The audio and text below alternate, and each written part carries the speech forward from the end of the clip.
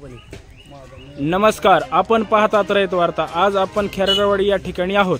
तर खेरडावाडीला आपण जात असताना या ठिकाणी काही समाज बांधव आपल्याशी भेटले आणि त्यांची चर्चा केली। ते संपूर्ण ऊसतोड कामगार आहेत, अतिशय हालाकीच्या परिस्थितीत पोहोचल्यात का किंवा शासनाने या सामाजिक विभागातून कोट्यावधी रुपयांचा सामाजिक मागासलेल्या समाजासाठी आम्ही विकास करत आहोत हे दाखवण्यासाठी कोट्यावधी रुपयांचा जाहिरातीवर खर्च केलेला आहे।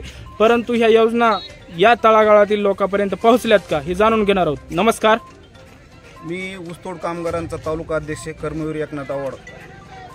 आज मला एक मीडिया माध्यमातून बोलायचं आहे की आमच्या गावातून मातंग समाज हा 200 मताचा समाज आहे।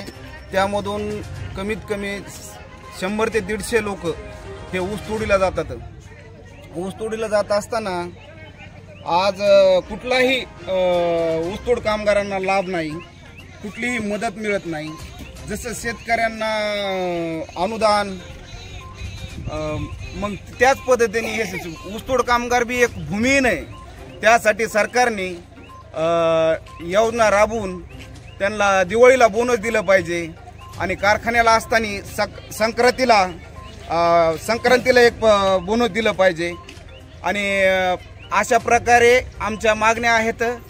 आता गेवराई आता महाराष्ट्रात विधानसभेच्या निवडणुका लागल्यात, अनेक मातब्बर उमेदवार रिंगणात आहेत। सर्व श्रुत बदामरावजी पंडित असतील, विजयराजे पंडित असतील, विद्यमान आमदार लक्ष्मण पवार असतील। तर विद्यमान आमदार तुमच्या गावात आमदार झाल्यापासून किती वेळेस आलेत किंवा तुमच्या समस्या किती वेळेस जाणून घेतल्यात? जसे आमदार झाले तसे मी म्हणतो एका वेळेस आलेले नाहीत खेरडावाडी गावामध्ये। मला सांगा, बीड जिल्ह्यात अनेक ऊसतोड कामगारांच्या संघटना आहेत, प्रचंड प्रमाणात आम्ही ऊसतोड कामगारांचे नेते आहोत, ऊसतोड कामगारांसाठी आम्ही काम करतो असा गाजावाजा या ठिकाणी केला जातो।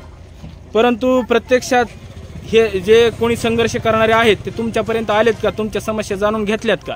मी तर म्हणतो ह्या बीड जिल्ह्यामध्ये ऊसतोड कामगाराचा नेता हा कुणीच नाही। ऊसतोड कामगाराचा नेता नसताना हे भांडवलदारांचे नेते आहेत,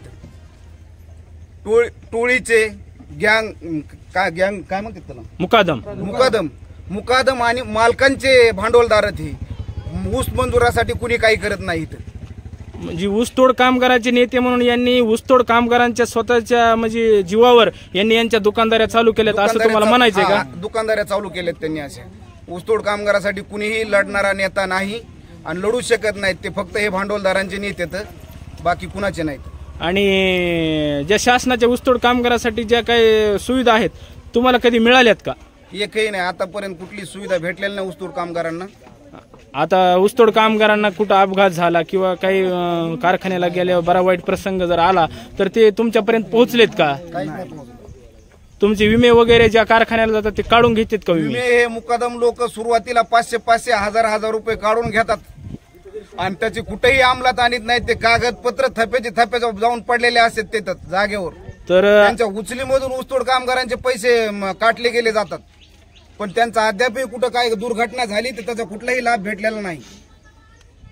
तर अशा प्रकारे आपण बघतात मंडळी, एकीकडे शासन आम्ही ऊसतोड कामगारांसाठी मोठ्या प्रमाणात खर्च करत आहोत म्हणून या ठिकाणी काम करीत आहे किंवा दाखवत आहे, परंतु प्रत्यक्षात तळागाळात अतिशय भयानक परिस्थिती आहे।